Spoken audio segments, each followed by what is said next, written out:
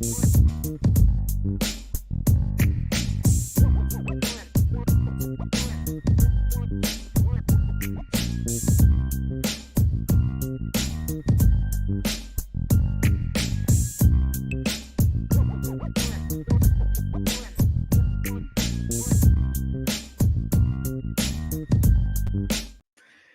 there's never a dull moment in Notre Dame land these days. We've got plenty of things that happened today. We got the commitment of a Duke defensive end, R.J. Oben. We had Joe Alt opting out of the Sun Bowl and declaring for the NFL draft. We had Jack Kaiser deciding he is staying at Notre Dame for a sixth year. So we've got all that coming up at some point in this show, but it is Mailbag Day, so tuning in, get your questions in.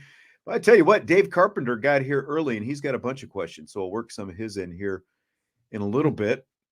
Vince D'Addario in the striped sweater. I'm Sean Stiers in the gray T-shirt. I got a lot of compliments today with the striped sweater. I don't know. Looking good. Looking Just good. saying. Looking sporty. Looking stylish. It's Notre Dame colors, too, I just realized. Yeah. Little blue and green. I'm just saying. That's right. That's right. And there's a little gold right there. Nice. Very nice. Well, it is Mailbag, so again, get your questions in, and we'll do our best to answer them. Can we just bring up D-Rocks right now? I don't this see one right it, here. so go ahead.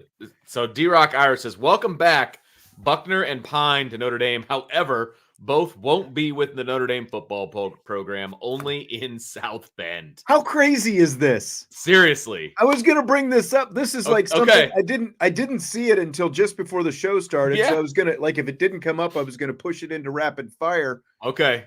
So now you're going to have the two quarterbacks who in 2022 started every game for Notre Dame. Yeah. They transferred away. They're coming back to the same, to Notre Dame. Neither one of them is going to be on the football team. Drew Pine, apparently, according to Pete Themel of ESPN, is going to come back and complete his degree this spring. He did enter the transfer portal from Arizona State, so I don't know if that means maybe he finishes degree in the spring and then, pursues an opportunity to play someplace else after that, or I got to say, you're going to have like 20 quarterbacks roaming around on campus this spring. It's going to be some hella dorm football going on. I know. I mean. That's what those guys should do. Well, yeah. I guess they're getting inner hall, aren't they? Like, didn't they decide that like a year ago? Did they not do the tackle football anymore? I think they're getting rid of it because of we talked about it at some point. It's been a while. They're getting rid of interhall, I think, because of the rise of flag football and just, like declining numbers with tackle football and all that stuff. But that would have, ridiculous. For that matter, like you could have the two best flag football quarterbacks on campus out there. That's true. They don't have to be playing tackle to be at quarterback, right? Yeah. And I wonder if they have to hold their allegiance to like the dorm that they were in when they were undergrads. You know what I mean? I guess they're still technically undergrads, but they're not going to be living on campus. So, do they hold their allegiance to their dorm team? Because if I was the president or whatever it is of their dorm, I'd be ring, ring, ring, ring. Hey, fellas, let's go. We need a quarterback for the flag team. I know. I'm just saying. Just bizarre, though. Like, it is bizarre. When have you heard of such a thing? Quarterbacks with remaining eligibility, they started off at Notre Dame. Like, we're not talking about, right? Even Appalachian State or, Jacksonville State or wherever it happens to be. Like, we're talking about, they were at Notre Dame. One went to Alabama. One went to at least another FBS Power 5 program, and now they're coming back, and neither one of them is going to play football. You see Notre Dame football players like come back because they left to get their degrees. But Jerome Bettis, after Jalen Smith did so, right? When he was injured, he was able to come back, people like that. But this is a whole different, unique scenario of these guys coming back. Obviously Buckner took it to a whole other level and is playing a different sport at Notre Dame, one that he was obviously very good at in high school. But Drew Pine just coming back to be a student, just coming back to do it. And I don't know anything about the Drew Pine situation. I really don't. I don't know anything about it. Here's what I know. He's not playing football anywhere in spring. Right. That tells me he didn't get the offers he was looking for. That's what it tells me. Maybe I'm wrong. True, too. But he's like, hey, I got a couple more credits to get my Notre Dame degree. It's time to move on to the next phase. Well, and that's why what I it think, feels like. Because that's what, to me, was part of what was so surprising about how and when he left last year, because he had talked about how much Notre Dame meant to him. And, before that, about getting the Notre Dame degree and all that. So maybe, he can still go into the portal at the end of spring in April again. And maybe he just wants to get his degree first. Yeah, maybe. Then go someplace else so that he's not getting his degree from someplace else. You know what I mean? Like, sure. He'll have like Arizona State. Yeah. Well, wherever it happens example. to be. Yeah. He'll have his undergraduate degree from Notre Dame. And I believe American Studies is what I saw. Yeah. So he'll have his undergrad, and then he can go be a grad transfer someplace else. And maybe he will. And yeah, maybe he will. Who knows? I think he's making the right decision about where to get his degree. Obviously, Buckner's going to get his degree from Notre Dame as well. Say what you will, the Notre Dame degree is a better degree than Arizona State. It's a better degree than Alabama. Absolutely. So, absolutely. In that regard, they're absolutely doing the right thing. So, yes. But it's very weird. It's just weird. I don't know how else to say it. They're not going to be part of the football program. They're just going to be students. And one's going to be doing lacrosse. Okay, cool. I know. Cool. Where did this other comment go? I had this comment start up and I was ready to go with it. And now here it is from David, who was, if he wasn't the first one here, he was filling the chat up with questions. Nice. Why are there so many people who tune into the show, but so few hit the like button, is what he's saying. I thought Notre Dame fans were more intelligent than that. Thank you, David. Yes. There's a low percentage of viewership to likes. And that's, not just on, this show. There are other shows as well. Hit the like button. It helps everybody out. It helps you. It helps me. It helps Brian. It helps Vince. It helps Ryan, who's stalking in the chat tonight. So yeah, squirrels that's here. All you got to do. Hey, even Ryan liked my sweater. So just saying. Here's another David Carpenter right. question. He says, I'm not really an expert on this, but I've heard from multiple sources Parker will have to retool his approach to the offense with Riley Leonard. How would he do that? And do you think he will? Well, I think it's going to be he got Riley Leonard because Riley Leonard fits the offense that he wants to run. Yeah. So he's not retooling it in a bad way, as in they were running his offense last year. They're going to be running an offense closer to what he wants to do. That's why they went out and got Riley Leonard. If they wanted to run a similar offense to what they were running this year, I think they would have targeted somebody else in the transfer portal, whoever that may have been. They targeted Riley Leonard for a reason, because of his dual threat ability. And that's, to me, that's what Jared Parker wants to do. I mean, look at Deuce, right? The only quarterback to commit while Jared Parker has been the offensive coordinator. That's what he wants, right? Deuce is very similar to Riley Leonard from a skill set standpoint. So that's the kind of offense that he wants to run. That's what it tells me. Now, how does he do it? He's got all offseason. He's got all offseason to kind of retool the playbook, use the same terminology, but just kind of stress and emphasize some different things, put some different things in, some wrinkles. We'll start to see that in the spring. He got hired way too late in the process last year to really change anything. Yeah. I mean, he had to kind of go, and he had a quarterback that just came to Notre Dame like a month prior, and so they had to have their offense based on what Sam Hartman can do. And so they were kind of stuck in where they were at. It's different now. He's had a whole season, and now he's going to have an entire off season to kind of figure out, okay, what is it that I want to do now that I've got this new toy to play with and Riley Leonard and all this young talent, et cetera, et cetera. And to me, based on who they're getting in the transfer portal, who they've not asked to leave, but, thank them for their services, that kind of a thing. You can kind of tell the offense that they want to run. And you're going to see a different offense for Notre Dame next year. I absolutely believe that. I agree.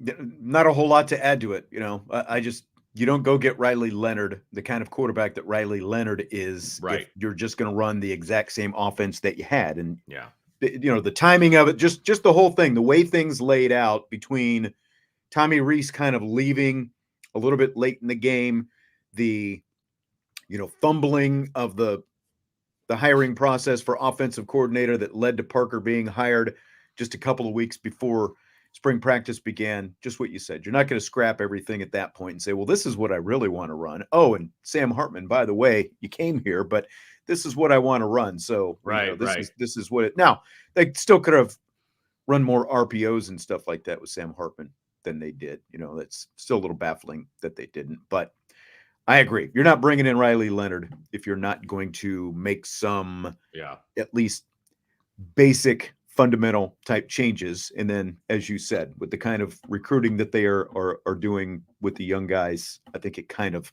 lays out potentially what Jared Parker sees for what he wants his offense to be going forward. And this question kind of goes along with it, so I wanted to pull it up. Sean from Irish Steel 63 says, why didn't Parker roll with TB12 if he wanted a mobile guy? He could have folded in the RPO stuff as they went on. I think in a perfect world, Tyler Buckner is more the quarterback that Parker probably wanted. He inherited Sam Hartman. Like, Sam Hartman didn't come here to sit behind Tyler Buckner. I mean, end of the day, right? And because we did see, some more of that stuff last spring when Buckner was around. That's for sure. Absolutely. But you're absolutely right. Look, there was just no way. There was no way Tyler Buckner was going to beat Sam Hartman in a quarterback competition. And as a coach also, right, you want to put the players on the field that you think are going to help you win, right? And with a straight face, I don't think Marcus Freeman could be like, yeah, Tyler Buckner gives us the best chance to win, even though Sam Hartman's here. Like, I just feel like, Parker, hey, I get it. You want to have a more mobile quarterback, and maybe Tyler Buckner fits that mold a little bit more for you. We got this nice new shiny toy right here that we went out and got and made all kinds of promises to. He's your guy. So figure it out. Like, I just feel like that is kind of the way that conversation went in so many words. And so, Parker was hamstrung just a little bit. I mean, granted, there were a lot of things that happened between then and now. But yeah, I feel like if given all of the options, Parker wants a mobile guy, a dual threat guy, not a mobile guy. Because Sam Hartman's a mobile guy. He's not a dual threat guy. Let's kind of stick along the same thing. Irish Steel 63 wants to know if we believe if one of the young quarterbacks outplays Riley Leonard, they get the nod to start. Look. Go ahead, Sean. Do we have to start this now? This is not happening. There is no universe in which the only universe in which Riley Leonard doesn't start against Texas A&M and every other game next season is going to be health related. That is it. That is the only way Riley Leonard is not starting. So if we're going to go through spring and, we have to go through some charade of a quarterback competition or whatever. Okay, so be it. Riley Leonard's the starter, though. There's none of these guys are beating Riley Leonard for the job. Marcus Freeman can talk about quarterback competitions if he wants, and I'm sure once we get to spring, he will, but it's not happening. I would also say that the gap between 1 and 2 was closer going into the 23 season than it will be going into the 24 season. Yeah. Is that fair? Yeah. I mean, Tyler Buckner had starting experience. He was the presumed starter before he got hurt, obviously, the year before. The gap was closer, man, than it's going to be going into the 24 season, period. So, we'll see what happens. The short answer is, yeah, if a guy clearly outplays Riley Leonard, he'll get the start. But the reality is that's not going to happen. Yeah, that's not going to happen. So, Yeah. And I suppose that was the case last year as well. And in any of these times, if that happened, okay, they probably would. But it's not going to happen. Yeah. And I know there are a lot of people with attachments to Steve Angeli and all that. And Angeli's a great kid, and he's done a good job. And we're going to get to see him in the Sun Bowl and all that. But it's just no. No. Yeah. And real quick, Irish Steel wants to know why we think Riley Leonard is that much better than the other two guys. I've seen the other two guys in practice. That I have eyeballs. I watched them practice. Now, that was in the fall. A lot of things can happen between now and then. We're going to get a chance to see them during fall practice next year and spring practice and all of those things too. But from an experience standpoint, from a running ability standpoint, yeah, he is better. I mean, at this stage of his career, especially if this is the offense Parker wants to run. If you know what we're talking about is what Parker wants to run, then there's no other choice but Riley Leonard. And how do we know that Riley Leonard is better? Why do you think they're bringing Riley Leonard in? Because they think he's better than what they have. That's the only reason. Yeah. The only reason you bring him in. You're not bringing him in because, well, he might compete for a job and, you know, they're even going in. You're bringing him in because you think that he's going to elevate you. You're bringing him in because you believe that this is the guy who can lead you to the playoffs. Correct. You know, that's it. Yep. Now, do I believe that Kenny Minchie or Steve Angeli could potentially lead Notre Dame to a playoff, you know, position next year? Yeah, they probably could. The schedule's not great. I mean, bottom line, the schedule is not that daunting of a schedule. There's some roadblocks in there. Don't get me wrong. You know, USC is going to have a lot of talent. Florida State's going to have a lot of talent. You know, there's roadblocks. There are, but I do think that they could get there with the younger guys. They had their margin for error, though, goes way up with Riley Leonard behind center than it does with the younger guys. Does that make sense? Like, they could do it with those younger guys, but I still think they've got a much better chance with Riley Leonard there. Well, look, Andy Saylor says Leonard gets dinged up the way he plays. One of those guys, Carr, Angeli, or Minchie, will play sometime next year. We need Riley Leonard to start at A&M. Definitely possible. I mean, Steve Angeli played this year because they had blowout leads and it gave him the opportunity to play. I mean, I'm not saying he's never going to play. You know, that one of the backups is never going to play. But the Riley Leonard gets dinged up. I mean, you look at, you know, obviously that happened this year. Yes. You know, he had a severe leg injury, you know, from the end of the Notre Dame game that took him a long time to recover from. And he was never really fully healthy for the rest of the season. But look at the year before and the year before that, he didn't miss time because of injury. Exactly. He played every game in 2022 with the same style of play. Yep. So, I mean, the style of play that he has, does it leave him more susceptible to injury? Yeah, just like Tyler Buckner, it does, because you're going to take hits. The big thing for him is, especially being as big as he is. I was going to say, he's 6'4", 215. Tyler Buckner was not that. Right. You just got to learn. You got to learn when to get down. You know, when to not take hits. Don't take unnecessary hits. You know. So right. I mean, he had a high ankle sprain and he had turf toe. Like those were the two issues that he had this past year. Both of those things are not chronic injuries, and so you know he can heal from those. Yes, high ankle sprains take a long time to heal. Totally get that. That's why the rest of his season was in jeopardy. That's not going to affect him moving forward. You know, even in the spring or even in the fall, like that, it's not going to follow him that long. So I would not quantify Riley Leonard as having an injury history or being injury prone. You know what I mean? And being as big and thick as he is will obviously help him as well. Yeah. Some big dudes fell on his leg at the end of the Notre Dame game. Yeah. And it just, you know, that was it. That can happen to anybody, right? I mean, that's, you know, that's why you have backup quarterbacks. That's why you have a depth chart. You know, you don't just roll out into the field with 22 guys and be like, all right, here's the squad. You know, that injuries happen. It's football. So you can't predict that. And again, I wouldn't say he has an injury history. It's just the fact that, he got hurt this season. He'll be fine by next season. I want to keep Shannon's question for rapid fire. I like that as a rapid fire question. I just saw that one come in. By the way, Stymie threw this in about Drew Pine. What in the world does one do with a degree in American Studies? I have no idea. Well, he's got a minor in business something or other, so that'll definitely help. Yeah. So, and again, anybody that's been to college. But he's going to have a Notre Dame degree, and correct. It's going to allow him to pretty much be a part of the Notre Dame you know, network, the pipeline. Going forward. Yeah. He'll always be able to say he's a Notre Dame graduate, which will, you know, he'll be in the Notre Dame Alumni Association and all that different kind of stuff. And he's going to have his degree. Like, and I think that, you know, again, the more I think about it, the more it makes sense. Just if all you've got is one semester of school, get that done.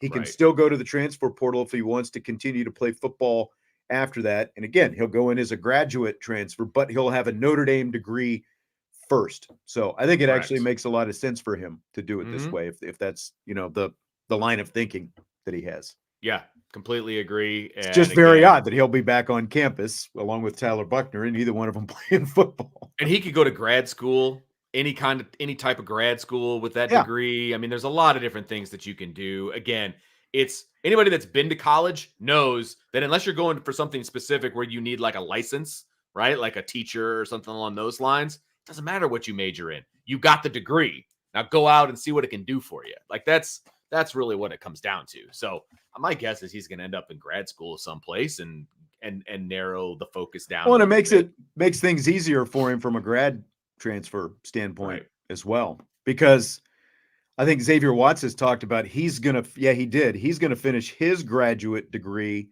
at the end of spring. And if he does indeed decide to come back to Notre Dame next year, he said he's basically just going to take non-degree seeking courses, just enroll in something to say he's enrolled in something, because he'll already have an undergrad and a graduate degree. Right. So right. From Pine's standpoint, I think it makes things a lot easier to him, and it just opens up a lot more doors in a lot of different ways doing it that way. Yep, completely agree. Joe Allen, does Golden stay, go to become a college head coach, or back to the NFL as a defensive coordinator? I think he stays. I think, I'm sure he's going to get offers. I'm sure he's going to get, from what I heard, I heard that he, through the grapevine, I heard that, a couple of colleges have reached out and he's like, no, I'm good. Like he didn't even take the call, didn't even really engage in that part. So that tells me, a lot about who Al Golden is and as far as his comfortability at Notre Dame and what he sees and how he can be successful here as a defensive coordinator. Now, the big question is going to be in 4 weeks when the NFL season is over and you got Black Monday and everything else that comes with that. Because if he gets offered a defensive coordinator job in the NFL, I would be very curious to see what would happen. Well, and I was looking at this. You've got the Carolina Panthers. They're already on an interim coach, so they're going to be hiring a new coach.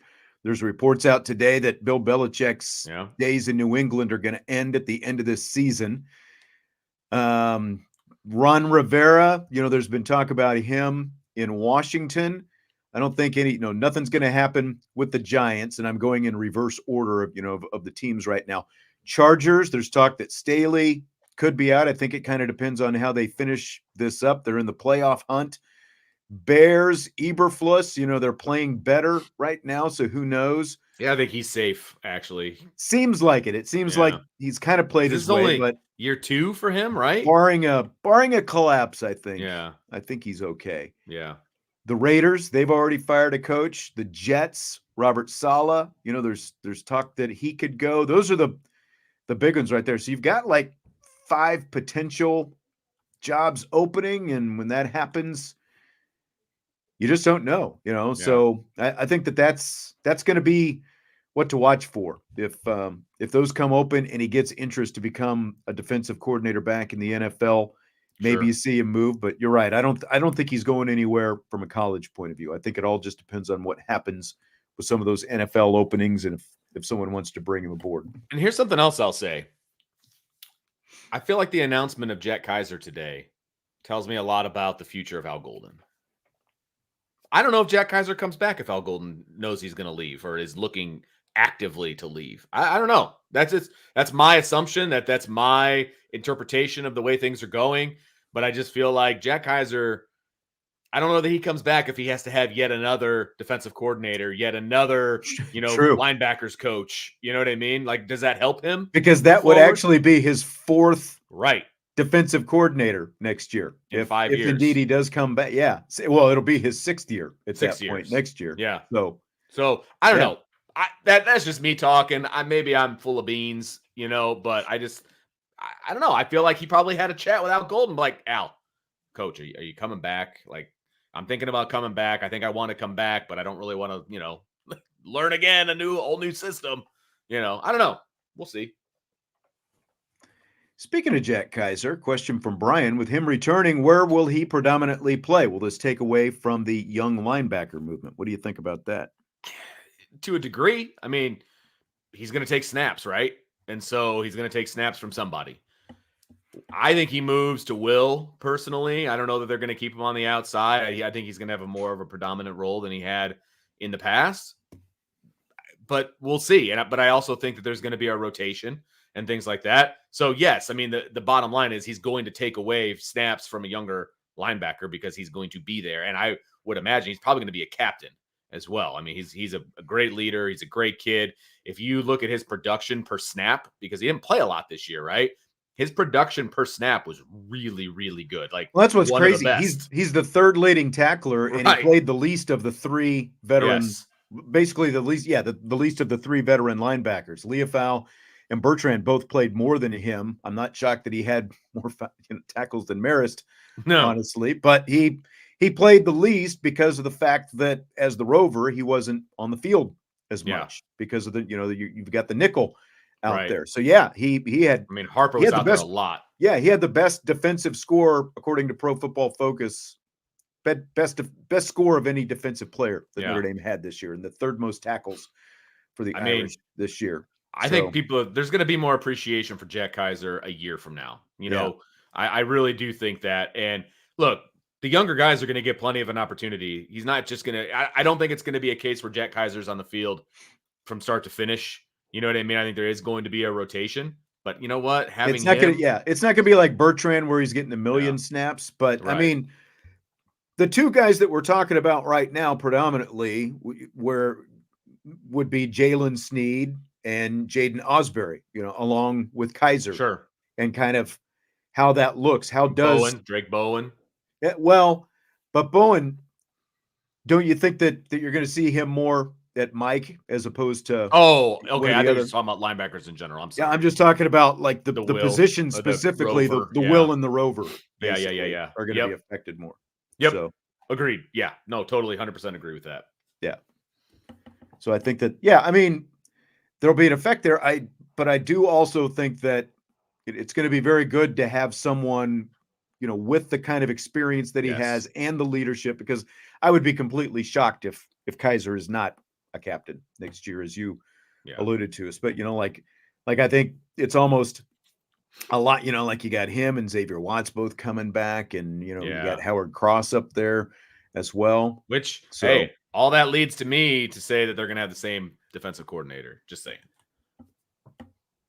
Again, speculation on my part, but all these guys that say that they're going to stay defensively. When you sit and think about it, because look at, year one under Golden was shaky at times, but solid, right? And then they took a huge step as a defense in year two under Golden. I think there's going to be another step to take in year three, to be honest with you. And so you're going to get some more athletic guys on the field, but you're going to get a lot of these veterans back as well. I think they take another step in year three. So I think it's going to be a lot of fun to watch, frankly, with all these guys saying they're coming back and we know what's coming up. So, yeah, it's going to be a lot of fun. I agree. Josh wants to know who starts at an offensive tackle in 2024. Any hints they'll look at the portal for a tackle? There have been hints that they will look at the portal for a tackle because of the vast experience that they are losing, and not just experience, but especially obviously at the left tackle. There have been some hints there. I think it is a matter of who they can find, who's a fit, those kind of things. Is it worth bringing somebody in just for numbers? Because they're low on numbers at tackle. I mean, that's part of it. Yeah, I mean, Kane Madden was a different position, but things didn't work out well the last time they brought in a transfer on the offensive line. Anyway, this is very true. Yeah. I mean, it's going to have to be a good fit. It's going to have to be, we know who the starting tackles are going to be in the Sun Bowl. I'm not going to say I would be surprised if those are the two starting tackles in September, but it sounds like everything's on the table, Josh. And I don't want to necessarily say, yes, this person's going to start, this person's going to start. Is Charles Jagasaw going to be a tackle, or is he going to be a guard? There's a lot of, is this going to happen or is this going to happen? Put it this way, we're still in the 2023 season. True. And we got through spring thinking we had a pretty good feel for what the offensive line was going to look like coming into the season. And then by the time, 2 weeks into camp, we started seeing some different guys out there, and we're like, well, are they just experimenting? You know, are they kind of tinkering with depth? It's like, nope. So to sit here and try to say now, considering we haven't seen most of these guys, you know, take real reps, you know, 1-versus-1 reps, good versus good, as Marcus Freeman likes to say. I think it's a little bit too early right now, because I think that there's going to be a lot of guys getting a lot of different reps out there in the spring. Yeah, And exactly. It's it gonna be could it's gonna be an we experiment. could easily have the rug pulled out from underneath Yep. us again by the time we get to the fall, you know, training camp. So it's gonna be. I think you could potentially have, you know, 3 new starters. 3. Let's see, 1, 2. You could have 4 new starters on the offensive line from last year to from 23 to 24. You could have 4 new starters on the offensive line, right? You could have 5 depending on how things go. If you don't count Craig and Billy, because they were not starters at the beginning of the year, right? Mm-hmm. So if you don't count them, and if they start next year, they would be 2 new starters, right? So if we're talking opening day to opening day, you could have 5 new starters across completely the board. different starters. You could. I'm not saying that's going to happen, but you could. So I guess the most you could have returning is 2, right? Coogan and Rocco. Coogan and Rocco. Right. So that's the most you could have, because 3 guys are leaving, but you could have 5 new ones potentially. So we'll see. We'll see what happens.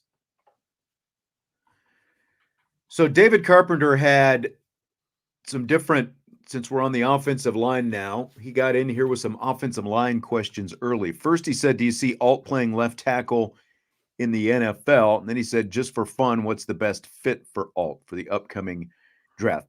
Best fit for his growth and success. So I'll let you start. I mean, I don't see any reason, though, to think that he's not going to be a left tackle in the NFL. Do you?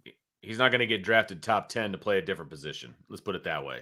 Like that's where left tackles get drafted. So, well, Mike McGlinchey did, though. The 49ers moved him because they had a left tackle pretty entrenched, I believe, at the time. Right. You're gonna have to help me with names, but yeah, he went to the right and side. I can't remember who it was at that point, but yeah, he did. You know, that's what bumped him over there. And I think that would be the only thing is if, you know, but like when you look at who's sitting up here at the top, you know, I went through, you know, kind of the list. When you talk about best fit, I mean, here's the order right now. Now, the Panthers are not going to get to pick number 1. The Chicago Bears are going to get to pick number 1 because of the trade with the Panthers last year. So the Bears are going to pick number 1. I feel better about their organization now than a few years ago, but there's been, you know, McCaskey's. They need offensive line help, Sean Stiers. And No, I would not be I upset mean, if you went they there. definitely need offensive line help. And like, I think that would be a good fit for him in terms of need, but like in terms of, you know, like, sure. How good is the organization, you know, growth and success, you know, that David talked about? That's a little bit of a question with the Bears. I mean, Patriots have obviously been most successful for 2+ decades, but if Belichick goes, all bets are off. Who knows what's going to happen? Yeah. Cardinals, dysfunctional organization. Commanders, dysfunctional organization. Even though they have new ownership, but still they've yet to prove themselves. Giants have been kind of a model organization for a long time. I just don't want to see him go there for obvious reasons because, you know, Cowboys fit. Chargers, not the best organization to go to. Raiders, dysfunctional organization. Jets, dysfunctional organization. Man. You've got to go all the way down to around 10 or 11 to the Tennessee Titans, to where I would really like the Giants and the Titans would be the two that I feel the best about. And I would actually put the Bears third after those two, you know, of like who's picking in that top 10 or 11 for Joe Alt. Man, there's just not a lot of good choices until you get to like 16, 17. You get to like, you know, teams that have a pulse, you know, and might be able to, you know, do something in there someplace. But, woof, man, I always wondered what it's Michael like. Michael says, I hate you. I thought I was complimenting the Giants there, Michael Hahn. Like, the Giants have been a well-run organization. I just don't want Alt there because I don't want to have to, you know, see him play against the Cowboys twice a year. Yeah, I saw him projected to go to the Jets, and I'm like, oh Yeah, and I no, mean they need like offensive linemen badly, but I again, it's like know, the but Jets, man, I don't know. There's a lot of places I do not want to see him go. Obviously, of course, I would like to see him go to the Bears. Obviously, I just don't think that that's going to happen. I think they're going to go. They're probably going to go quarterback and wide receiver or something like that, or trade Yeah. down, that kind of a deal. So who knows, man? But with the Bears right now, because I'm on the NFL.com and they update the draft selection order. Right now, the Bears have the 1 and the 5. Yeah. And, I'll tell you what, you could see Joe Alt going at 5 if they decide that that's the route that they want to take. That would be a good spot for him, I think.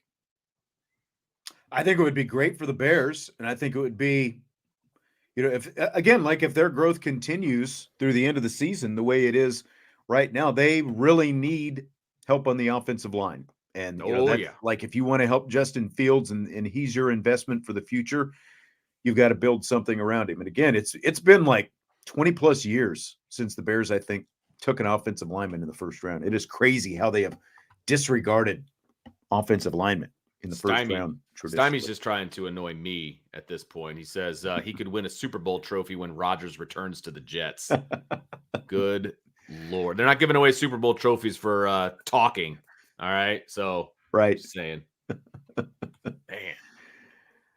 So, I don't know if you saw this today. We are ND for Life says, is it true that a court ruled today against the NCAA on transfers having to sit out after second transfer? I don't know if it was a court, but the NCAA did decide that now this is going to be for this year, that if you are a second time transfer, you don't have to sit out. This is apparently going to be revisited still.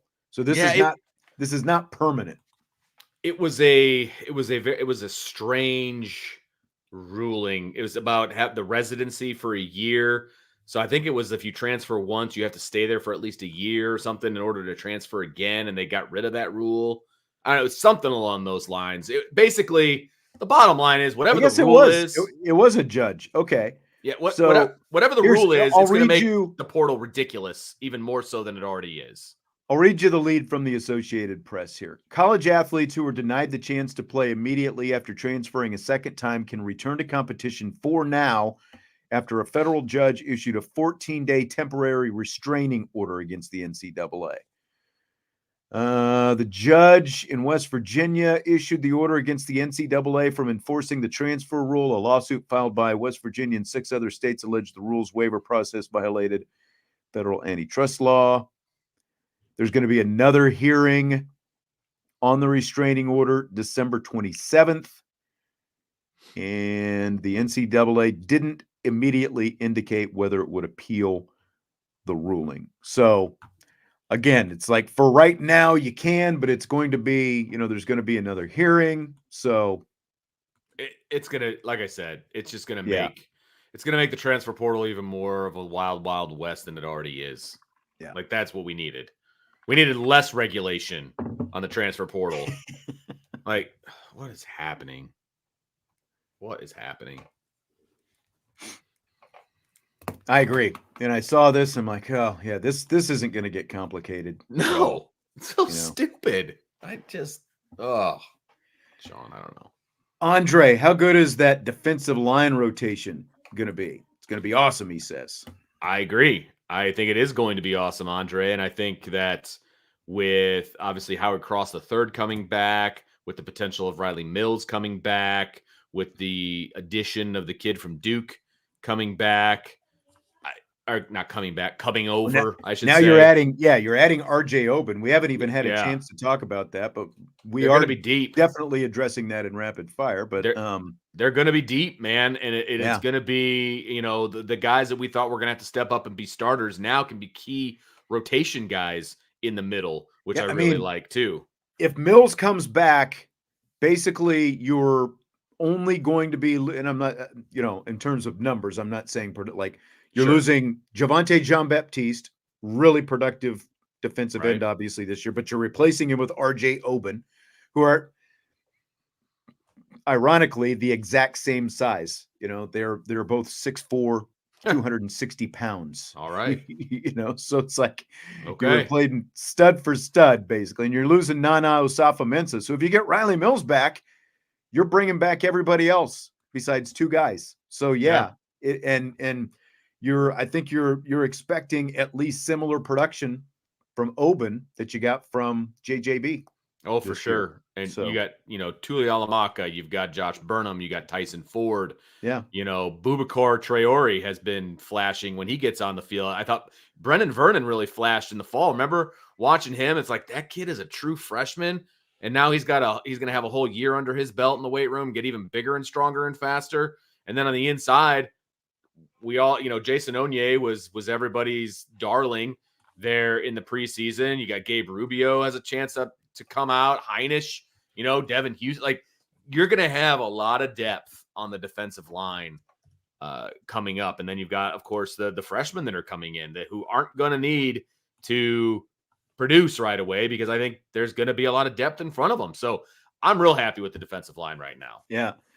Sloppy Joe brought this up. I just saw this today. Cross and Oben's respective fathers played for the Giants together for 4 years. Obviously, Howard Cross and then Roman Oben played with the New York. They were Parcells Jets, I believe, back in the day. Pete Sampson's the one that tweeted that. We'll throw credit where it's due. Is that where it was? Okay. I saw it floating around the Twitter sphere. I couldn't remember who tweeted it. So So that's kind of cool. I mean, they get to hang out in the stands now together. So that's pretty cool.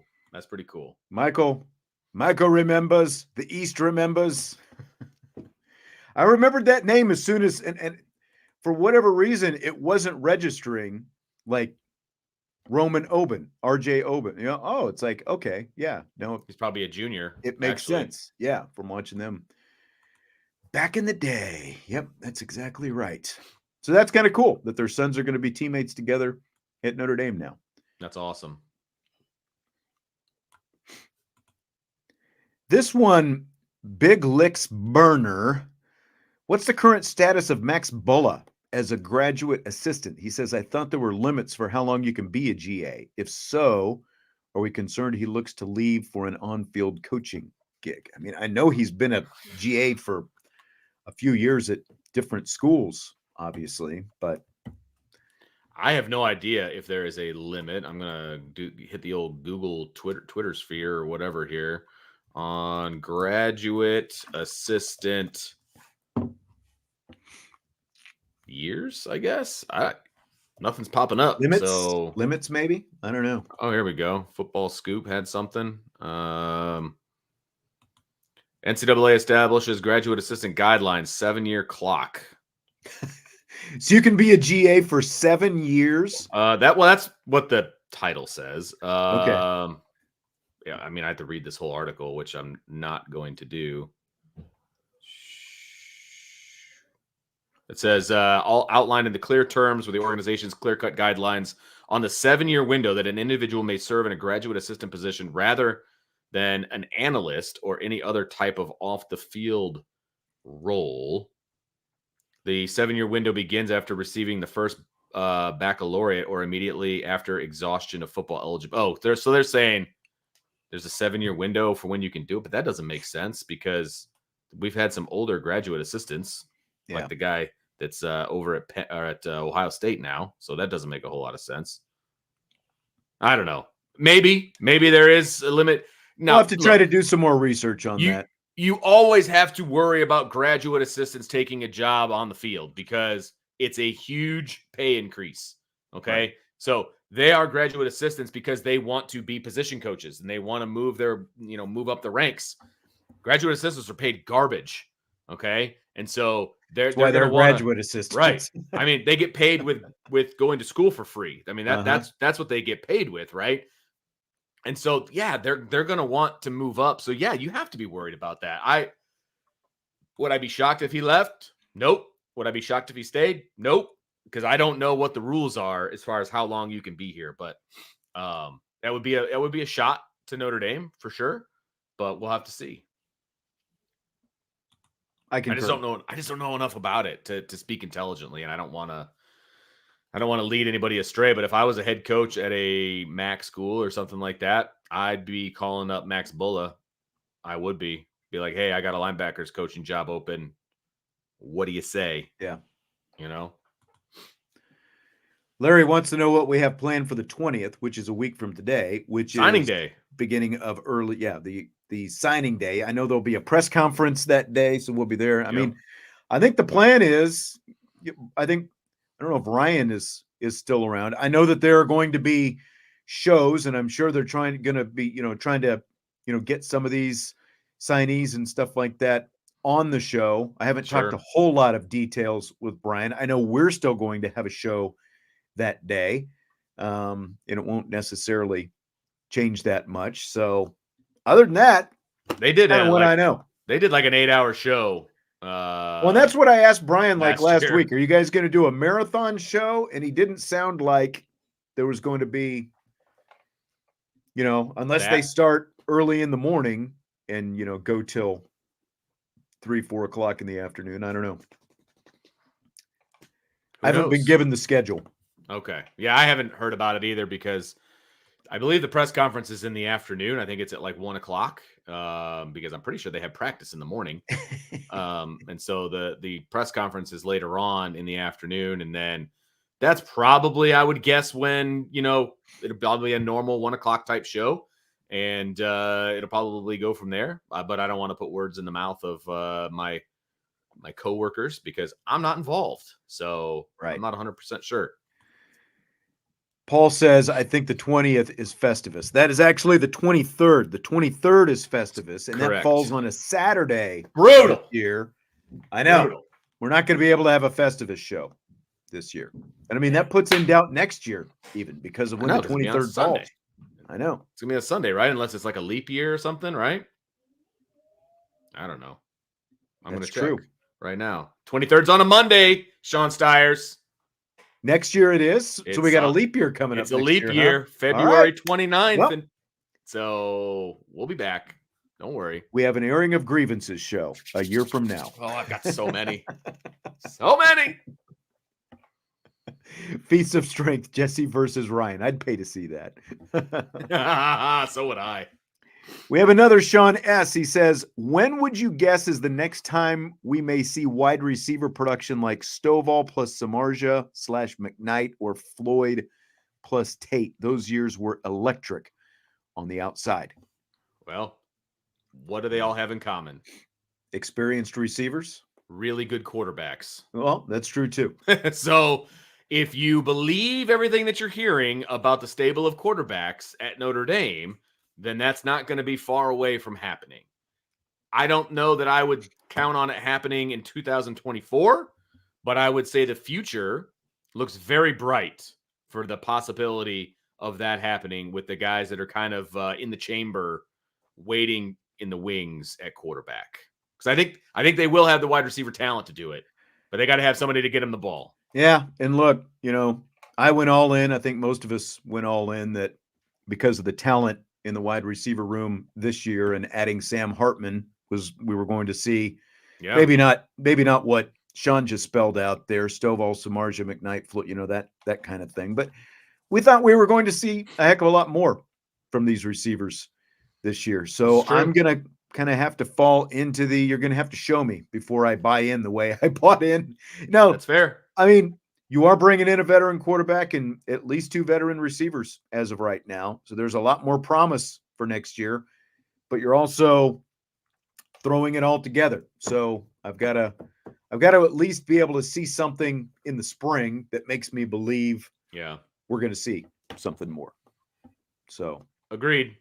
And honestly, as much as I trust Brian and Ryan and all of their, rankings of these guys coming in and all of those different things for receivers, for running back, all of it, right? I still need to see it, man. I need to see the dynamic, play with a gold helmet on, not with a high school helmet on. You know what I mean? And it's just, I love what those guys do, and they're right more than they're wrong. But these recruiting classes that Marcus Freeman is stacking, still got to see it on the field in a Notre Dame uniform. Yep. Once that happens, I'll be a believer, Well, look, we saw a good start from Jaden Greathouse, and Sure. then we saw a dip and didn't really Right. reemerge. Right.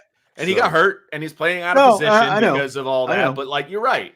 You're absolutely right. I think if he was healthy all season and got to play in the slot all season, I feel like he would have been much more productive than he was. Yeah. Getting pushed to the outside, I just don't think that fit his skill set as a true freshman. You know what I mean? You don't want to pile a bunch of crap on the plate of a true freshman, and they change his position in the middle of the year, because of injury from other guys as well. But yeah, it was a lot. It was a lot. Brent wants to know the injury status of Aiden Gobira and how Tyson Ford is projecting. These are things I think that we can ask. There's a press conference Saturday. I don't know if everybody knew that. We're going to get to talk to Marcus Freeman Saturday. Yep. And then there'll also be, another press conference next Wednesday on signing day. But There's an open practice at some point next week as well. Where I believe it's Tuesday next week. We'll be able to get our eyes on some things and see kind of who's moving around, who's on the bikes, and all of those different things. And that's not a full practice, but it is somewhat. It's the first open practice we've had since the fall, so it'll give us an opportunity to kind of see who's doing what and who's healthy, who's not. So Brent, ask that question again Tuesday night or Wednesday night or something of next week. And on that subject, John said he saw that Freeman has scheduled a press conference for later this week. Do you know why? They're doing it it's just openness, basically. Yeah. It's like, we're in the middle of, Saturday, prep. We're going to be a couple of weeks away from the bowl game. And he's just going to kind of, let us ask whatever questions that we want to ask. I mean, there's obviously a lot of things that have happened over the last couple of weeks. And so he's going to get, just give everybody a chance to kind of get updated on some things as they go through bowl prep. And we're actually going to get to talk to some players next week as well, around I think it's that same day as that partial open practice that you were talking about. And then again, on signing day, a week from today, Freeman will also have another press conference. So yep.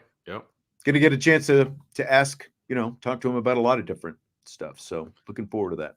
Yeah. ND Cheat Sheet wants to know if they started bowl practice this week. They've been bowl practicing for a couple of weeks now. Yeah. If I'm not mistaken. It's basically been a couple practices, and this is finals week actually right now. So I believe like this weekend they'll get back into practice. Right. And then they'll, as of, I think, coming up this weekend, they'll have more back-to-back practices than they've probably had since the season ended, because the way Marcus Freeman sort of spelled it out the last time I think it was at the Sun Bowl press conference. He said, we've had a couple practices on the weekend, the staff goes out and, does some, because they've been on the road. Like yeah. And then we kind of come back, we reconvene, we have a practice or two. And, again, they'll get through finals this week. I'm sure they'll practice this weekend, and then based on the schedule, they'll stack a few practices together. They're going to get to go home for Christmas then at that point, and then they'll reconvene down in El Paso, and they'll practice down there, I think 3 times in El Paso, and then Sun Bowl. So so they have been practicing. They just haven't had a ton of consecutive practices because of just the way the academic schedule and recruiting schedule and stuff like that is kind of laid out. And just so everybody is also aware, Notre Dame is very aware of who's opting out, and they've been practicing with the guys that are playing in the bowl game. So, and that's something Marcus Freeman did say, remember? Right. It's not just like, Joe Alt wasn't practicing up until today or whatever or yesterday or whenever it was. They've known, they've been out this entire time, all of that stuff. So yes. Vince, you ready for rapid fire?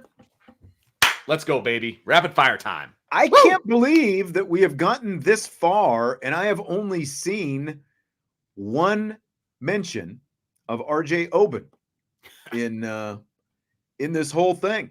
So tell me what you think, Vince. RJ Oben, defensive end from Duke, transferring to Notre Dame. How big is this for the Irish? Oh, it's massive. They needed a defensive end, and they got one. And I'm excited about it. I feel like he was the number one guy that they targeted, and they ended up getting him, which is great. I watched a little bit of film of him this afternoon, And man, he is twitchy. Like this kid is twitchy off the line, and he's got some really good moves. And there were times in the Notre Dame game where he made Notre Dame's offensive tackle look not great. I'll just say that. The right tackle specifically. And so I think this is going to be a great addition to Notre Dame. I think it's going to be right along the lines of Javonte Jean-Baptiste and what he was able to bring to the line. The only difference for me is I now have a higher expectation of this kid than I had of JJB before he did what he did. You know what I mean? So my expectations are higher, but I feel like the production will be similar. Yeah, and look, I mean, Florida State wanted this guy, and they obviously saw him up close and, just like Notre Dame, I guess, did as well. But Florida State has seen him over the last few years. They know what he can do. And this is a sixth-year guy. And again, you look at RJ Oben and you look at Javonte Jean-Baptiste. I think Jean-Baptiste maybe looks a little bit thicker, but according to their rosters, they're exactly the same size. Both of them 6'4", 260 pounds. So you lose a 6'4", 260-pound defensive end in JJB, who is extremely productive, and you're going to drop another one in with a ton of experience, who has been a little bit more productive in his Duke career than Jean-Baptiste was in his career at Ohio State before he came to Notre Dame. And I just think that it spells out potentially really good things for the Irish, because you're going to, you're going to get a man in there. You're going to get, a guy with a developed body, strength, and the whole thing. And then, like you said, I think you're going to add some twitchiness that maybe you didn't have with Jean-Baptiste. But he had 64 pressures, Oben did, in 562 pass snaps over the last 2 years.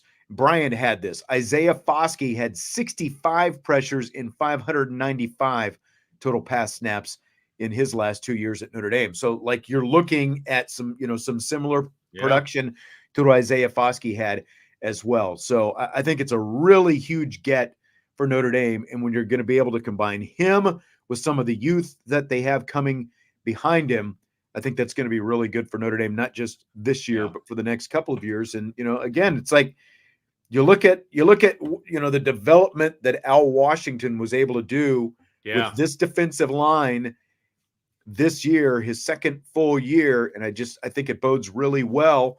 You kind of sent some messages to some people that you can come to Notre Dame and still develop and do some really good things and give yourself, a lot of pro potential going forward.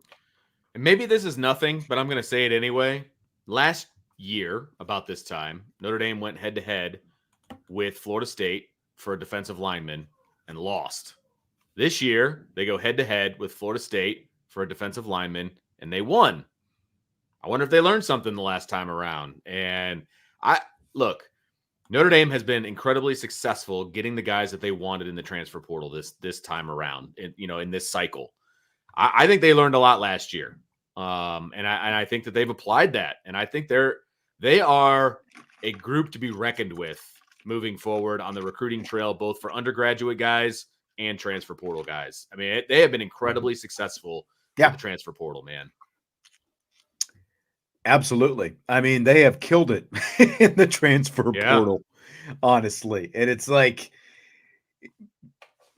I think it was either right at the end of the season or before. I think it was right after the Stanford game when Marcus Freeman was asked about it. Look, if you wait until the portal opens to start evaluating guys, you're going to be too late. And they have obviously done a lot of advanced homework on these guys. They went into this knowing, almost like an NFL draft or NFL free agency type situation. They had guys targeted who they wanted, and they were able to move in quickly and get them on campus and show them the goods. And obviously a lot of guys already have come away pretty impressed. They have, they came into before they got RJ Oben today.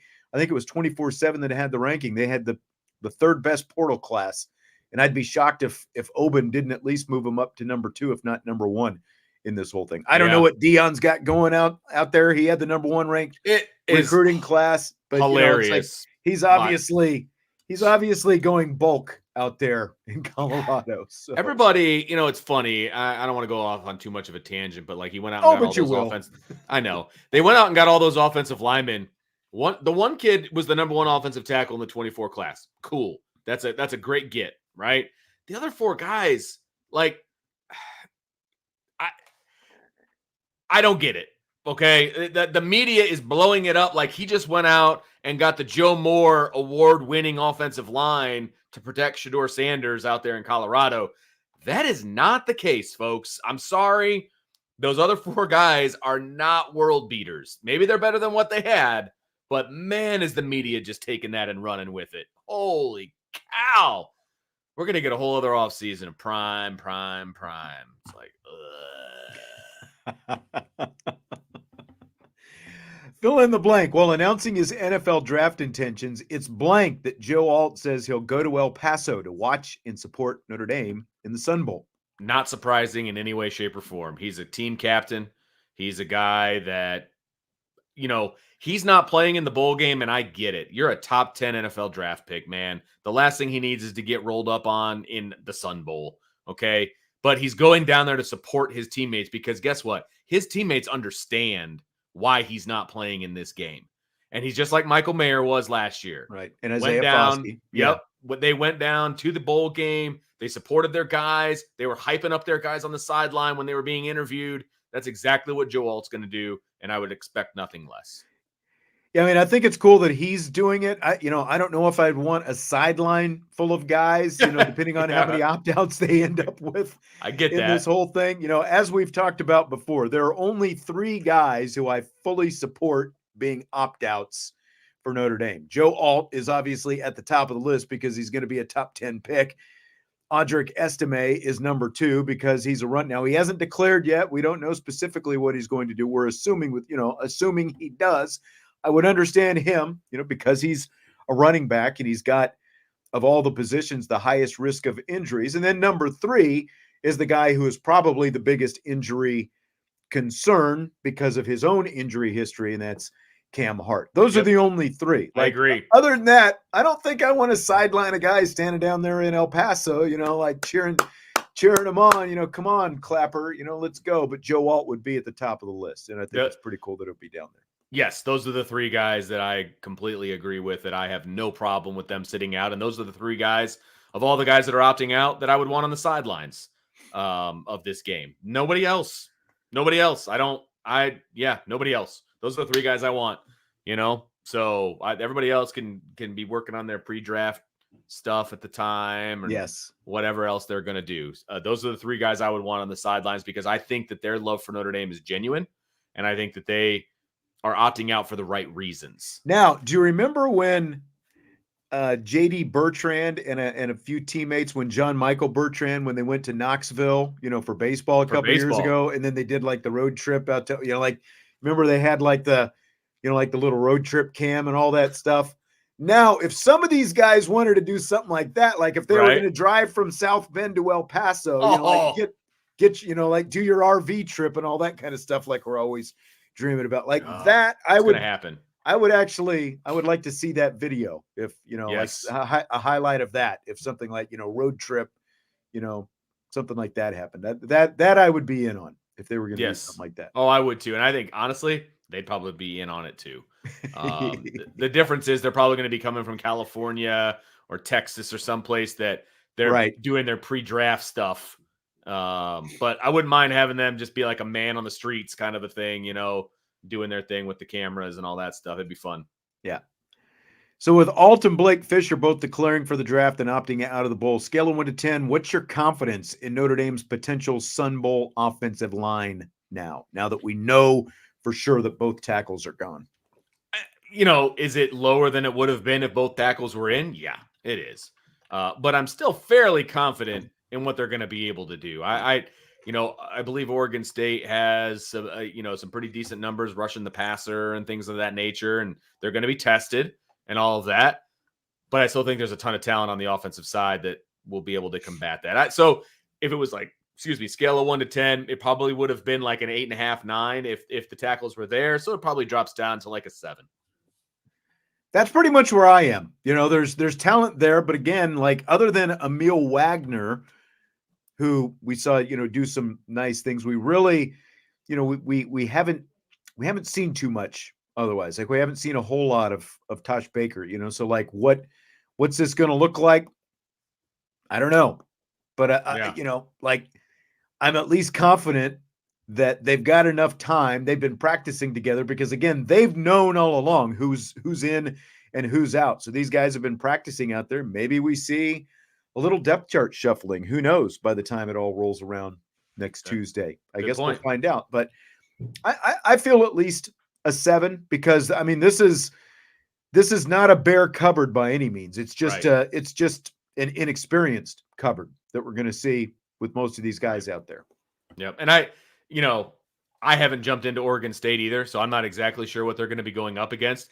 To be honest with you, I'm waiting until school gets out. Then I'm going to start watching a little bit of film, watch a little Oregon State, see where they're at. Plus, you got to wait for all the dominoes to fall with these opt-outs and, all of these different things. And, Oregon State's playing with their third string quarterback and a different coach and all, and there's so many things. I mean, they're going to be a little bit now. They've got a lot of the same staff around because they've promoted from within, and they're interim and all that different kind of stuff. But they're I don't want to say worse shape, but like in terms of their own opt outs and because of the coaching staff change and stuff like that, they're in an even little bit more precarious situation than Notre Dame going into this. And I think almost everyone in these mid to lower tier bowls are going to be in a lot of the same situations. You're going to see like almost completely, even South Carolina. You remember, like they had to shuffle some things around last year. They had defensive linemen playing tight end. Yeah, exactly. But, it's funny because I still laugh at that was like the storyline was how many guys opted out for them, but nobody ever talked about the massive opt-outs that Notre Dame had as well. But whatever. Yeah, it's all good. No Vince deal. Is still bitter. Vince is still Gator. I hold grudges. Bitter. I don't know if you're. I know you do. I know you do. Yeah. I've known you long enough. So Shannon says over under Riley Leonard in 2024 throws more touchdowns and has more passing yards than Sam Hartman did in 2023. So we're saying, will Riley Leonard throw more touchdowns and have more passing yards than Sam Hartman? Is that the over-under that we're looking at? I guess, yeah. If you add up Riley Leonard's passing and running, Riley Leonard's going to blow Sam Hartman out of the water. He should. When it comes to because yards. He had 30, right? Was it touchdowns. 30 or was it 34 that he had 2 years ago total? I think it was 30 total. Or not 2 years ago, but in 2022. I think it was 30. I think it was a nice round number. I want to say it was like 20 passing and I think it was 23 and rushing 7 maybe. What do you got for me? 23-7? I'll find it here. Hang on. So he had 20 touchdown passes. Okay, it's 20 and 10. And 13 touchdown runs. This is 2022. His full 33. Okay. His full season. And he threw for 2,967 yards. And he ran for 699. Which would I mean, he threw last year for 300 more yards than Sam Hartman threw for this year, which shocks me. But he also had a bowl game. He had an extra game. He did have a bowl game. And he also ran for 699 yards, so you can plop another 700 on there too. I'm going to say no to the touchdown passes. I'll say yes to the passing yards. Over. I think I tend to agree with that. If like total touchdowns, it should be no problem having more. Yes, total touchdowns and total yards. Riley Leonard's going to be over on both. Yeah, for sure. I like that one though. Good question. Yeah, it is. So Irish linebacker Jack Kaiser announced that he'll be back at Notre Dame for his 6th season. How important is the return of Jack Kaiser? It's massively important. If you just look at it from an off the field standpoint, from a leadership standpoint, I think it's massive. I think your 2024 captain just came back. I honestly, that's how I feel this was. And so if you're telling me that a captain is going to be on the team that might not have been on the team, that's still huge. That's huge to have him back. He's going to be a leader of that defense. Now, is he going to get captain snaps? I don't think so. I think there's gonna be a bit of a rotation. I think he's gonna be the starter, but I think there's gonna be a rotation, and there should be. And I think that would be an upfront conversation with Jack. But he brings way too much leadership to not bring him back if he wants to be here.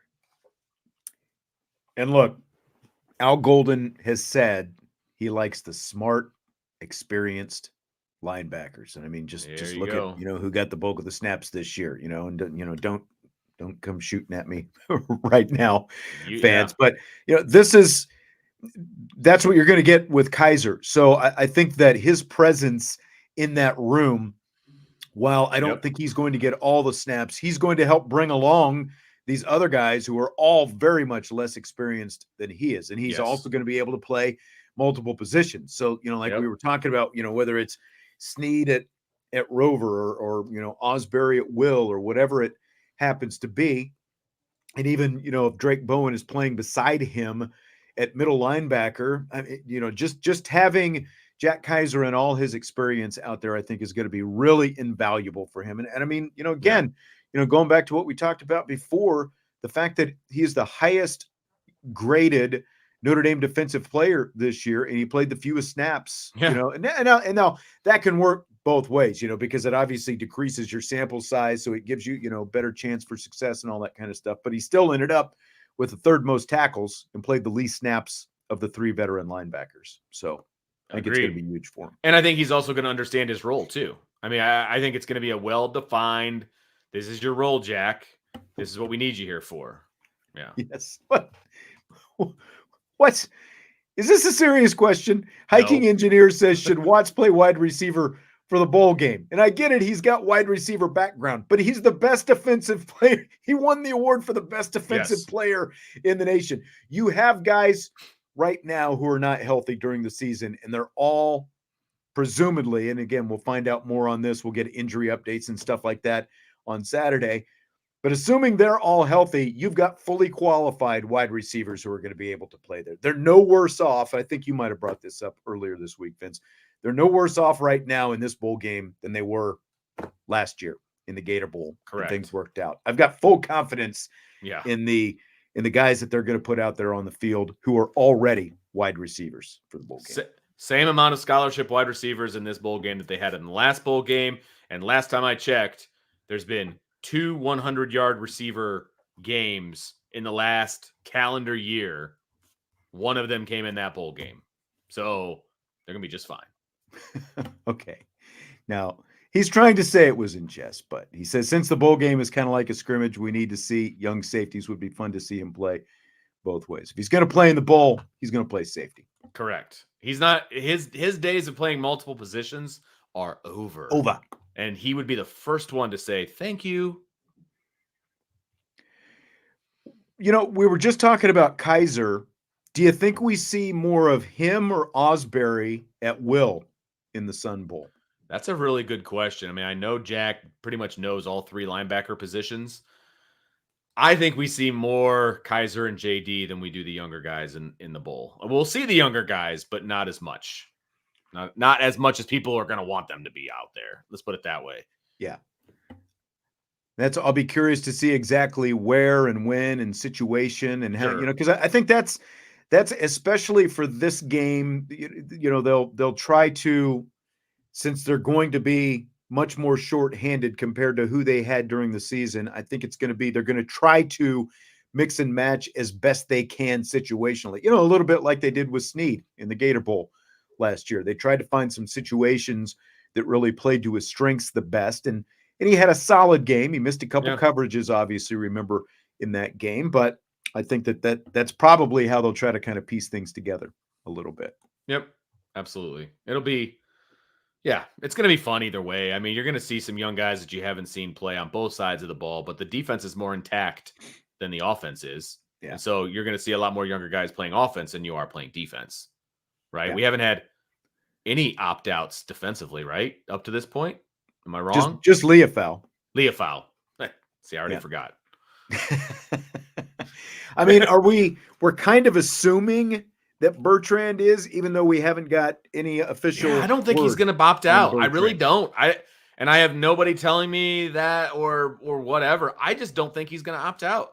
I think he's a guy that's going to play because he already accepted his invitation to either the Senior Bowl or the East-West Shrine Bowl. I forget which one, but he's going to play in a postseason bowl, right? And so he's already going to be playing and putting his health on the line. I just don't see him opting out.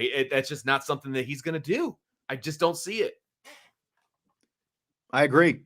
This is a question Vince was pondering when we were off air the other day. New Irish quarterback Riley Leonard and incoming freshman quarterback CJ Carr, they're both number 13. So, Vince, who's going to get 13 at Notre Dame? I mean, look, I'm sure that the Notre Dame coaching staff told CJ Carr he was going to get 13. And we're going to have a chance next week to see CJ Carr doing his thing. He's supposed to be here. Let me see. Today is the 13th. He's supposed to be here as of Saturday. I think the 16th is what I saw. So I bet this is his last week of school for high school, and then he's done. He's going to come and immediately come to Notre Dame. And so I'm interested to see what number he's wearing, Sean. But no, if it comes right down to it, you give it to Riley Leonard. He's only going to be here for a year. CJ Carr can wear whatever. He'll get it matter. next. He'll get it next year. Yeah. I mean, I agree with that. You can tell him, hey, whoever starts gets 13. How about that? Good call. I mean, that's probably the way to go, right? And I don't think CJ Carr would have a problem giving it up for a year either. So I would assume that Riley Leonard, but I'm obsessed with like numbers and stuff. Like that's just my thing. And like so much so that when I was the head coach for freshman football, I gave the kids their numbers. I didn't even let them choose because I like certain numbers at certain positions and things like that. Dictator. Right. Well, I gave your son 5, linebacker 5. He liked it. And then he switched to 25. Made 25 his baseball and football. Yeah, he did. He did. Yep. You look good in 5 though, Stiers. I'm just saying. I liked it. And he ate it up because it was Manti Te'o back then. Middle linebacker. Manti. See? That's right. Yep. We are ND for life. What's Notre Dame's roster size? How many more must leave? I think I saw like 88, 89. 89, according to the scholarship chart on irishbreakdown.com. And I know that is accurate because RJ Oben is on there. Okay. So it is definitely up to date as of today. And they're at 89. So you still got to see some more guys go. And if they're going to bring in transfer kicker potentially, right? I think that's one that they need to add yet. Is that it? Is that what? Oh, safety? I think kicker, offensive lineman, maybe a safety, so possibly another wide receiver. So 3 to 4. Yeah. So you're looking at probably another 10 guys that need to make some sort of a and don't forget, decision. You don't have to be at that number until the actual game next year. Yes. So you've got all of spring and all of training camp to get all that sorted out. Yeah, plenty of time, and it always sorts itself out. And we know there's still guys opting out at this point, right? We know that that's happening, and so that number is going to get down, no problem. And look, Notre Dame may be active in the spring portal too, from a exiting standpoint and an addition standpoint. You never know. Mike wants to know why the Notre Dame women are ranked 14th. Am I missing something? Here's my theory on this, Mike, because they played on national TV in the middle of the afternoon in Paris against South Carolina, and they obviously lost by a lot to South Carolina. But my theory is because so many people watched that game and saw how lopsided it was, that has made it hard for them to recover. I think they were down as far as 18th or 19th, and they've kind of worked their way back up. They've won 7 in a row. And the other part of that is the win at Tennessee a couple of weeks ago is the only, ranked team that they have had since then to kind of,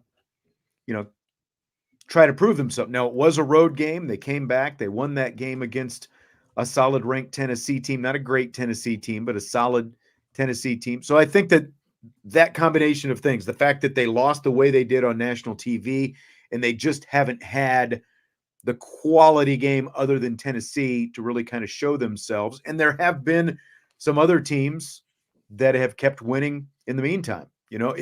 it should actually work for Notre Dame that South Carolina has pretty much obliterated almost everybody since then, but Seriously. it hasn't worked in Notre Dame's favor. But look, once conference play comes, they're going to get plenty of chances because there are a lot of ranked teams in the ACC. So it'll work itself out. And Notre Dame's been dealing with some injuries and some things like that. Yeah. Like there's been some games where they've had a very few amount of ladies dressed for the game. Yeah. And you can speak more to that detail wise, but like it just feels like there's been a lot of injuries. Not season ending ones or anything, but like nagging things that are just keeping people out. Yeah. But that's going to work in their favor, I think, ultimately, as well as they start to get some of them back. Yeah. Kassam Prosper was out a couple of games. Emma Risch was out as well. Nothing serious with either one of them. Citron was the most serious, but again, based on what we've been told, we're expecting to see her back potentially by the end of this month. So shockingly great news to me. I know. I was obviously anticipating the absolute worst. I mean, I just was. So that's great news. I know. We Are ND for Life also wants to know how many players we think Notre Dame lands from the portal. How many are they up to right now? Because we got to give them a total.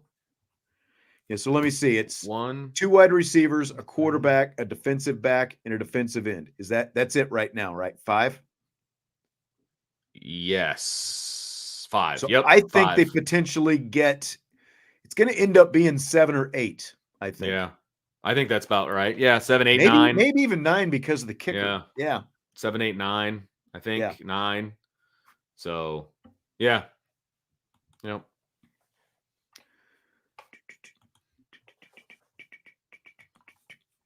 So Jim Harbaugh is still reportedly working on a contract extension with Michigan.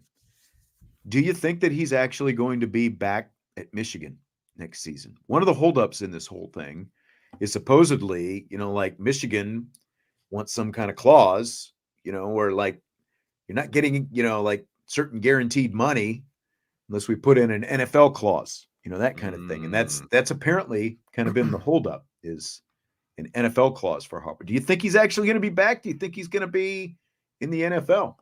I don't think he's going to be back. I feel this feels very Pete Carroll-ish to me, where he knows the writing is on the wall and the NCAA is on his tail and it's about to hit the fan.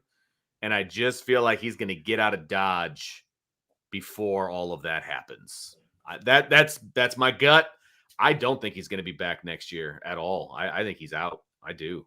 Like that Carolina job potentially, that owner is nuts. Like how many, like he goes through head coaches like you go through cheeseburgers, man. You're not it's wrong. Like it's a very rapid pace. Double fist, baby. Double. That's right. It's like I think if Harbaugh gets an NFL opportunity, he's leaving. That's what I think. I mean, he's flirted with it the last couple of years. He has obviously wanted it, but there hasn't been the reciprocal interest. I do think he would like to get out, and there are going to be a lot of openings. And like, look at his track record. He still has it between Stanford, the 49ers, and Michigan. He's got a strong track record of turning things around that were not good before he got there. So, you love him or hate him, I think there are a lot worse coaches that you could have in the NFL than Jim Harbaugh. Michael Parks says San Diego.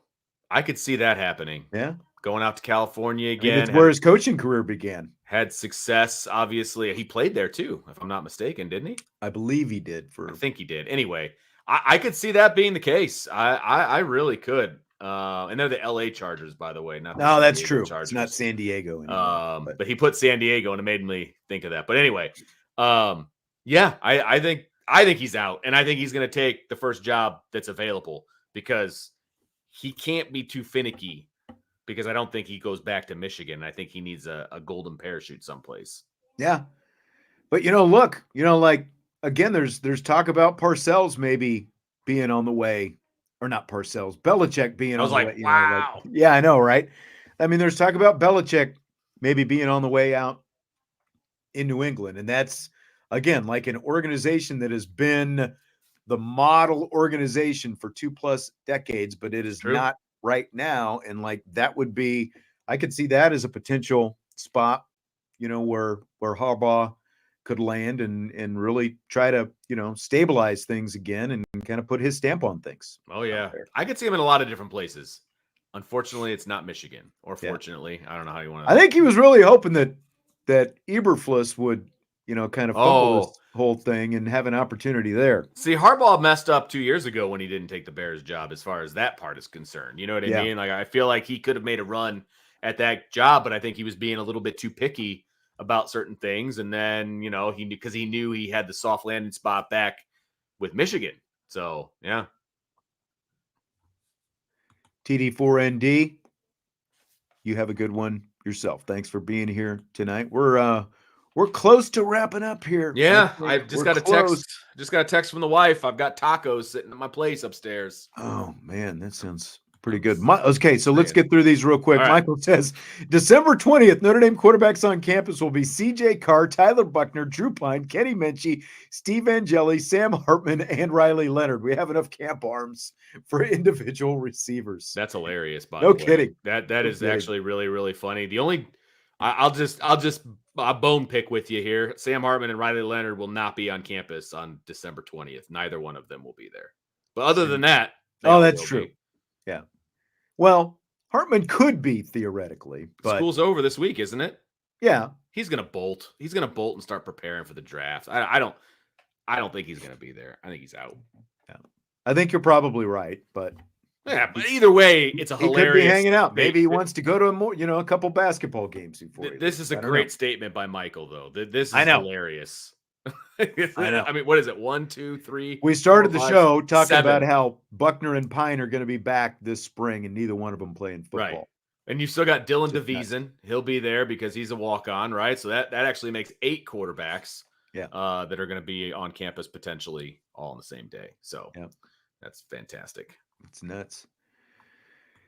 David Carpenter, as a Cowboys fan, I have to ask, how good does it feel to even up the Eagles series the way they did Sunday night? Spectacular. Revel in the glory right now.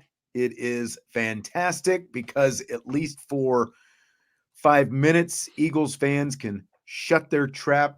Jesse, I just, like these guys, man, come on. They act like they invented the NFC East and they invented football. It's like, still, you have to go back. I think it's like 12 or 13 years since the Eagles actually swept the Cowboys in a season, but they acted like it happened every year. So I'm pretty happy about it. It's good to at least share the lead in the division right now, even though because of the schedules, I don't think it's going to last.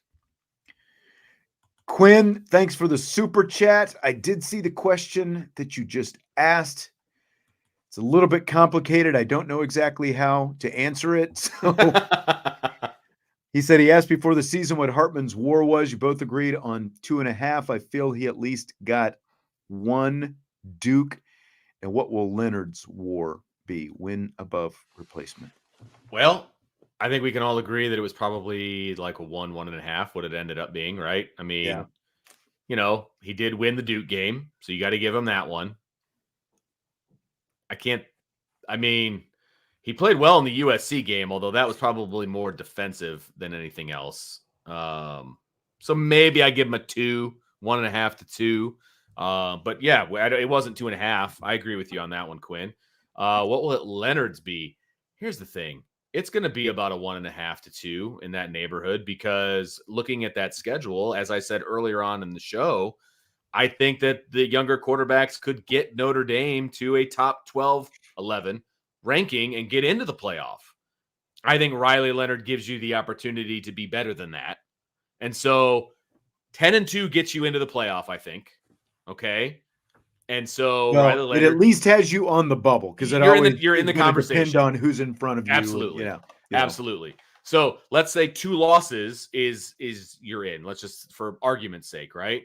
So what does Riley Leonard give you? Does he give you 11 wins? Does he give you 12? So in my opinion, it's either 1 to 2. So 1.5. I'll just split the difference and go 1.5. Yeah, somewhere in there. Yeah. Yeah. I think that's where we're at. Yeah, I think you're right, because again, when you look at what's on the schedule this year, and like what's Louisville going to be next year? And that's somebody brought it up the other day because of the transfer portal. I think it is so hard to project right now what everyone's even going to look like next Yeah, year. I mean, look at Florida State. They're going to lose a quarterback. I would imagine, they're going after a portal quarterback themselves right now, and they're going to have to restock. And as of right, like if you're just going based off right now, that's one of the toughest games that Notre Dame should have next year. But that could sure. easily change. So I think you're right. I think I said the other day, like having Riley Leonard doesn't guarantee that you're going to run the table and you're automatically going to win the toughest games on your schedule, but it's Right. going to give you a much better chance to win those games, especially when you are going on the road to open the season Yeah. into an environment like Yeah. Texas A&M and against Yep. the guy, coach that he coached against and Oh all that yeah. or played for and all that. It's going to give you a better chance than if you're going in with a completely inexperienced quarterback next year. He's going to give Yeah. you a much better chance in those games. I do like having it as we are ND for life says. I think Leonard gets us Texas A&M and Florida State, and I think that that's a safe. I tend to agree with that. To be honest with you, you got Texas A&M on the road, obviously, but he's going to be seeing a defense that he's very familiar with. Because it's going to be Mike Elko's defense, folks. So he's going to see a defense he's very familiar with, and Florida State's at home. And so I like Notre Dame's chances against Florida State at home with a new quarterback, whoever that happens to be. TJ wants to know any chance we come to New York for the MetLife or Yankee Stadium game next year. Some good ND lore here in New York. It's cool that there'll be a two game local team next year. Well, Sean Stiers, if we can get the RV thing set up, we're going to NYC. I've never That's been right. to New York ever. New York is actually when they played in the Pinstripe Bowl. Jesse and I drove to New York for that game, and it was an easier drive than I thought it was going to be. Well, because you're used to driving to Kansas, though, so Well, you've got those driving that's true. genes. That's true. If you had to be the passenger, you would be fidgeting over there. You wouldn't know what to do with yourself the whole way. True. I'd be here. Are we there yet? Are we there yet? Are we there yet? So bored. Find another podcast to listen to. How come you're not entertaining me, Sean Stiers? Come on. I have thought about this though. Like it would be fun if we could, and we need to. This is probably something in the off season that we need to start talking to Brian about. Is like if we could take the. We need to figure out the logistics of like maybe taking the show out live once in a while to some different places. Absolutely. Because, we can go to Purdue. Like, I think that would be fun because that's an easy drive, obviously. Yeah. There's different places that we could go potentially and take this sucker on the road, baby. Yeah. Let's go. Yeah. David also wants to know, Vince, as a twin dad, your greatest piece of advice. He says his boys just turned 16. Ooh. What advice are you giving on twin dads? Man, advice is tough because I have twin daughters who are 14, but I have a singular son who is 16, obviously. So he's ahead of the game for me. You're ahead of me in the whole twin department as far as like the age thing. Having twins, folks, is one of the hardest things I think I've ever had to do because everything is double. The tantrums, the diapers, the doctor bills, everything. That's true. It's all double. Yeah. I could tell stories, man. It just all double. But having twins, the biggest piece of advice I would give you, and he knows this because he's got 16-year-olds. First of all, they hate being called twins. You got to treat them like individuals. They hate being called the twins. Like I'm Ella, I'm Lil. They want to be called. They want to be treated as individuals. And now that we're getting into high school, starting to plan high school, they're kind of going off in their own directions, like the electives they want to take and the different things they want to do. So it's all about the individualism, man. That's what I would say. Treat them like individuals. Good point. Tommy says you got to experience NYC at least once. He says that as someone who's been there a dozen times and he hates the city. And I will say, like, I enjoyed, like, once you get, like, into into New York City and all that, and like you're, into the hotel. Now you got to pay out the, rear, to park your car and I all that bet. kind of stuff. You never bring your car out once you get there until you leave again. But I actually did think it was kind of cool to like walk out of the hotel, walk down, the street. And we went to, like to Times Square and all that kind Yeah. of stuff, and like hop on the subway and take the subway to and from the game. I thought that, that was actually kind of cool, kind of the hustle and bustle of the Yeah. city. I didn't mind it. I actually kind of liked it a little bit more than I thought that I would. Yeah, I'm not a big city guy, but I do want to experience New York City at some point. Like I would love to go Yeah. to like a Broadway show, like just do like the New York City stuff. Like my wife really wants to go to like the Today Show and Yeah. like wave in the background, that kind of Right. crap. Like I want to do the touristy Yeah, stuff. Like we I went do wanna by do 30 that. Rock, and it was amazing, like how it's always amazing how small it all I looks bet. when you're there I compared to bet. TV. Because it looks So, huge. It looks massive on TV, and all I know is I could never live in a big city. Those of yeah. you that do it peace be with you. I couldn't do it, man. I did it for a semester and it was overwhelming. I just didn't like it. I will say, like, driving in there, was different than, driving because, like, when you're, like, I have a tendency, like if the light is turning yellow, I'm gonna roll through the intersection, and but I tried that and thinking that the traffic in front of me would keep going, and then I end up blocking the intersection or Oh sitting on a boy. crosswalk, and that's just all kinds of trouble right there. So can't quite drive the same in the I city bet. as you do in good old Indiana or the I bet. Midwest. We are ND for Life wants to know if I think the Cowboys are going to end up playing in Brazil, and that was something that was talked about today, that the NFL might add a game in Brazil. Jerry Jones says he doesn't want to give up any home games for these international games, and I don't blame him, considering the Seriously. capacity that AT&T has. So, like, if it's a what would be a road opponent, I can see it happening. But Jerry Jones has got a lot of pull. Jerry tends to get what he wants because of all the money that he's made the NFL and the other NFL owners over the years. So I don't think they're going to give up a home game to do it, but I can see it if it ends up being, again, like somebody else's home game that ends up rolling down there. Yeah, absolutely. Although they supposedly added this 17th game as, like that's with the idea that more games are going to become international games. So I don't know. I guess we'll see. Yeah. I think that's going to do it for tonight. We rolled for a while. All right. This evening. Vince has got tacos brewing. Man. Yep. Hey, and everybody out there in Irish Breakdown Land, send some positive thoughts to my firstborn. We got a big ranking camp coming up on Saturday. All right. Do it, Dylan. Whoa, come on. Daddy needs a scholarship. Let's go. Come on. All right. Hit the like button if you would. As David Carpenter said, too many people viewing to not hit the like button. So hit the like button before you leave. And of course, on your podcast platforms, you know what to do. Subscribe, rate, and review. And we will talk to you tomorrow on IB Nation Sports Talk.